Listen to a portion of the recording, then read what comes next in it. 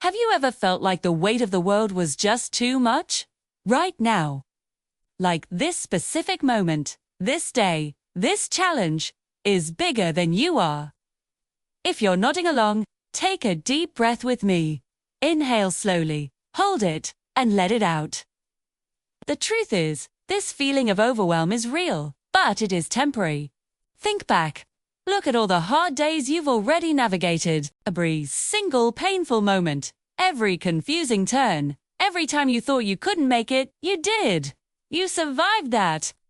You learned from that. And you grew because of that. That history isn't just history, it's proof. It's evidence of your strength, your resilience, and your absolute ability to push forward. Whatever is happening right now, whatever is making your chest heavy, remember this. You are not defined by this single moment of difficulty. This moment doesn't own you. You have grit you haven't even used yet. You are powerful. You are capable. You are stronger than this moment. Keep going.